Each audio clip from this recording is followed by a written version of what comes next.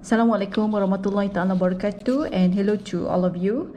This is the lecture for chapter 7, construction and management of retirement portfolio. This is one of the very important topics for retirement planning course, and in this topic we are going to look at the construction and management of investment portfolio that meet the need of the client for the purpose of retirement, and we are going to look at the preliminary factors to consider in retirement portfolio construction, components of a retirement portfolio, step involved in the portfolio construction, the characteristic of capital liquidation approach, and this is where I'm going to explain about one of the very important questions that very much related to your project paper, and the characteristic of capital conservation approach and issues relating to asset conservation. When the financial planner they want to consider the retirement portfolio construction, it is important for them to understand that client is actually someone emotional, right? In the sense that we have to consider the risk tolerance, the preference of the client when we want to make a decision which investment portfolio or retirement portfolio that's suitable for that particular client. In this instance, it is important for us to understand and to be familiar with the client's objectives and set the level of security, income, growth, liquidity, flexibility are realistic in the view of the client's current and foreseeable future situation.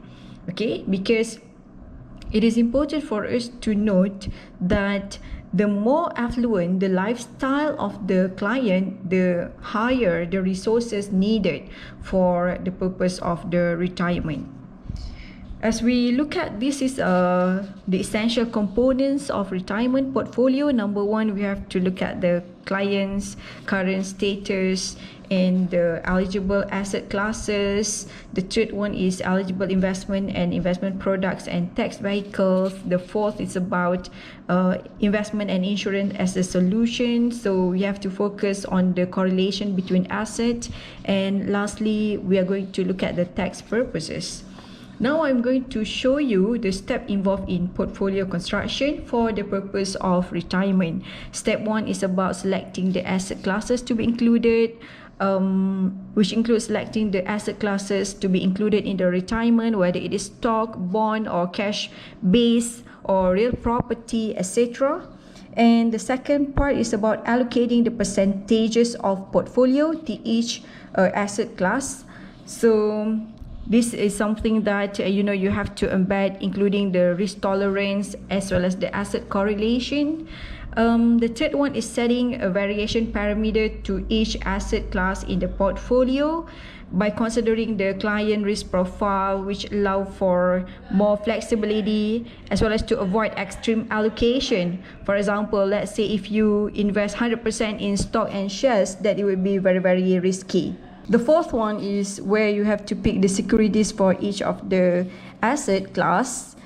The fifth one is about monitoring the performance of the securities in the portfolio. And the sixth one is where if you found that from the monitoring perspective, you can see that the performance is good or not that good, then you have to reallocate the asset based on the performance. Alright, now we are going to look at the portfolio construction under capital liquidation approach. Okay, this is the example 7.1. This is a very important question for you because it's very much related to your retirement planning in your financial planning report. I'm going to read the question together with you, and I'm going to explain how you should do the calculation. Alright, so example 7.1. Portfolio for an employee under capital liquidation approach. Alan is 40 years old and works for ABC Electronic as a technician with annual income of 60,000. And this is expected to increase an average rate of return of 5% per annum. Alan, who will retire 15 years from now, has no dependent after the death of the mother at the age of 85. he is able to accept moderate risk in investment and required 48,000 annual retirement income. The rate of return during retirement and the inflation rate during retirement is 6% and 4% respectively. And due to the long lifespan of the mother, Alan is expected to live till age 88. And here are basically the asset earmarked for retirement. Existing EPF 160,000, expected to have an average dividend of 5.5. Unit trust, fixed deposit and apartment, and discuss the appropriateness of existing retirement asset of Alan, who intend to adopt a capital liquidation approach in retirement planning. So as for in this question, you have to understand that there is an element of inflation given to you. So you will have you need to use a different formula where it is a capital liquidation approach with there is an inflation factor in the calculation. Alright, so here are basically the suggested solution where you have to evaluate whether existing asset meet the retirement goal or not. So in the first place, we have to check on the quick analysis on the retirement need and resources belong to Alan. If we look at the first thing that we have to find at this point of time is basically this figure. This is the first year retirement income. This is the first thing that you have to find, how you should calculate the first year retirement income of the Alan. Okay, and you can get this figure if you collect the information given to you.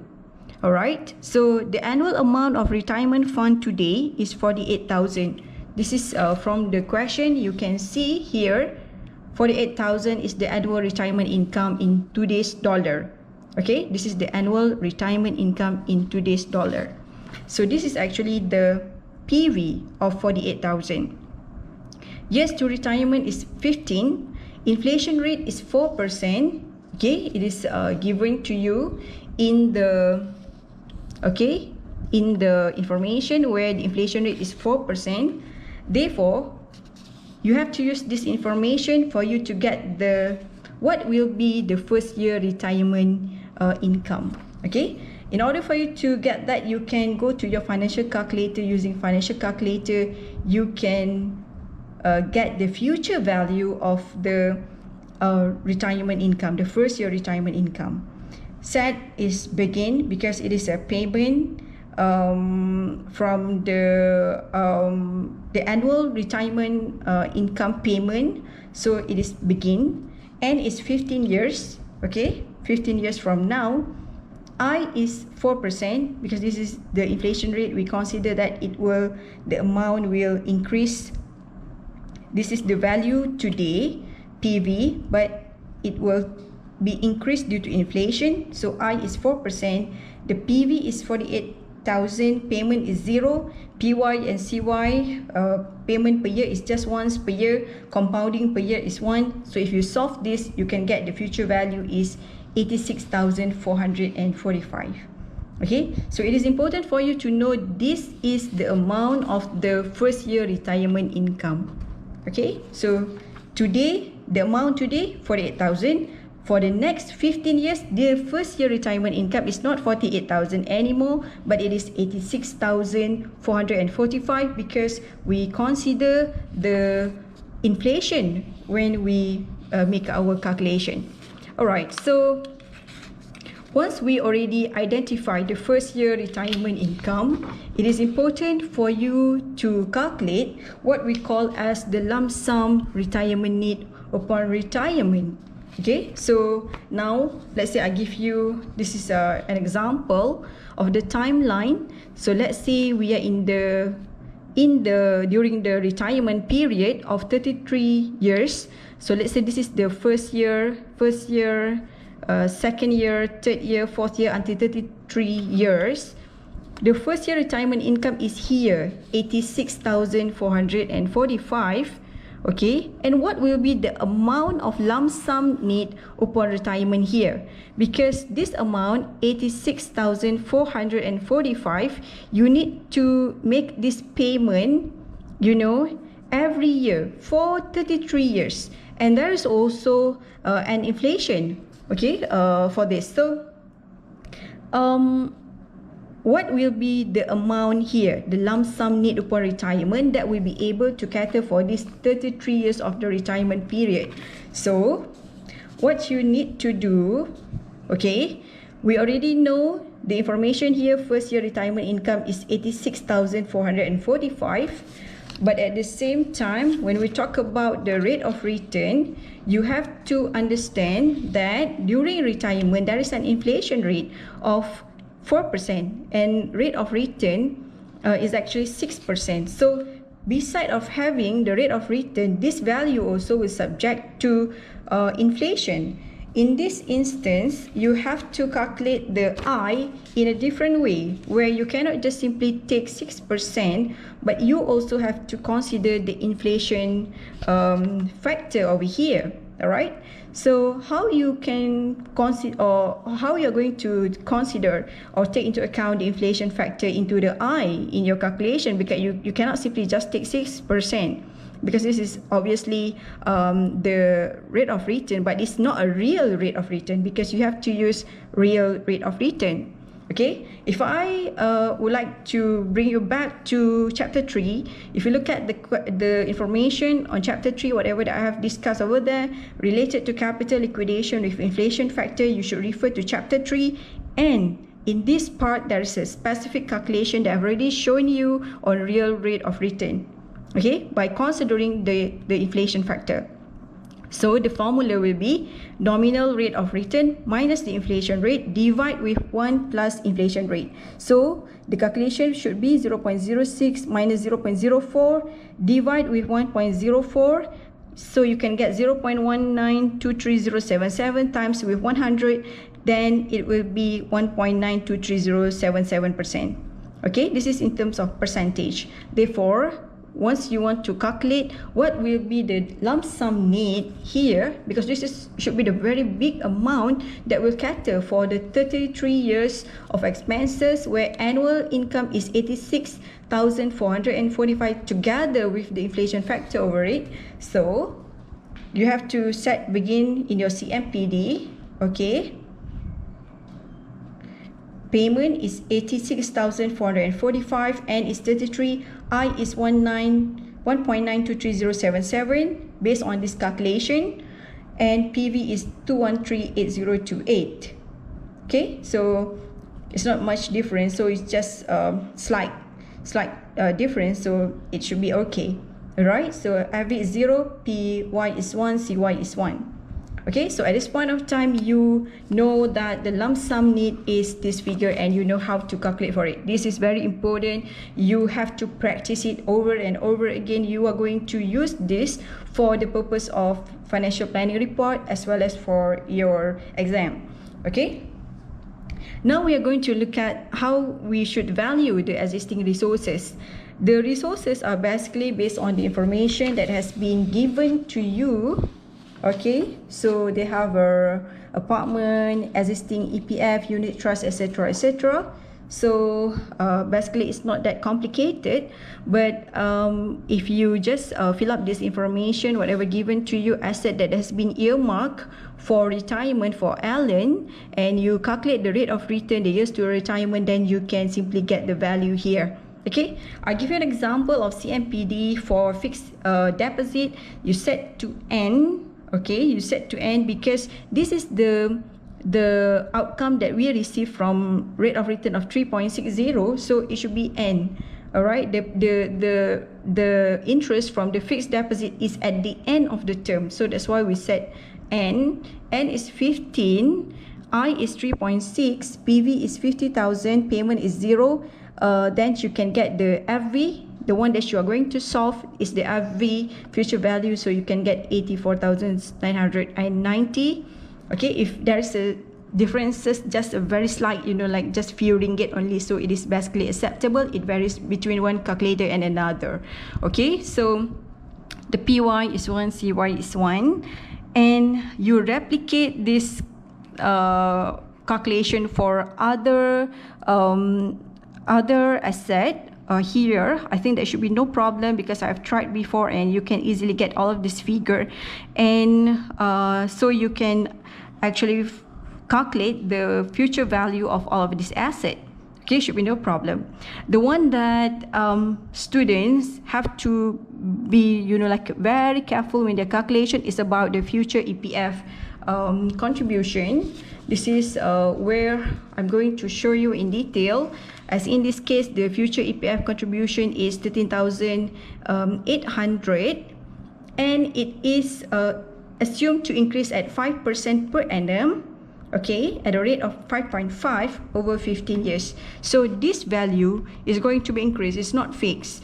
The value, the future EPF contribution that Alan will get will increase 5% per year. Okay, this value. So how you're going to calculate for this, the future EPF contribution, you have to get back to the chapter 2, okay, where I already show you the calculation of FV of growing annuities. So chapter 1, 2, 3, basically the essence of the retirement planning. So you really have to master it, because you are going to look at it again in module 7 class, where you are going to prepare the financial planning report as well as for the purpose of exam. So this is something that you have to keep in your mind, because you are going to do it again and again after this. All right, so if you look at the future value of growing annuities, and it applies to this question because it is a future EPF contribution, is a future value of the growing annuities at a rate of 5%. So this is actually from chapter 2. I repeat again, where you have to look back and you have to master this calculation. And the formula is this: V payment times 1 plus R power of n minus 1 plus G power of n, divide by R plus R minus G. So considering payment is 13,800, R 5.5, G 5%, N 15. So if I replace all of this figure into the formula, and I can get 423,793.34, which is similar to the calculation, okay, that here. All right, so the total value of existing resources is 21,689.83. So as you can see here, this value here are basically the asset, here are the lump sum needed. The value here is a little bit higher than this, so which means, as in this case, there is no gap. Okay, there's no gap, there's no shortfall in the retirement fund, because whatever that Alan has is higher than what he needed for the lump sum needed of the retirement. All right, so I repeat again, the first thing that you have to get is basically the first year retirement income. Once you get the first year retirement income, you have to calculate the lump sum retirement need, okay, where you have to look back at the calculation that I've just shown you before. Okay, so what will be the lump sum need upon retirement? And after that, if there's an element of inflation, you have to take that into account, and you have to be very, very careful with that. And after that, you have to calculate the future value of the existing resources. The rest might not be too problematic, but the future EPF contribution, you have to be extremely careful. You have to remember how to get the real rate of return, okay, for you to use the new interest rate here. Make sure that you didn't use the 6% here, because this is incorrect. You have to make an adjustment to the inflation itself by using this formula. Okay, so as in this case, at the end of the day, you found that the total asset that Alan has is higher than what he needs.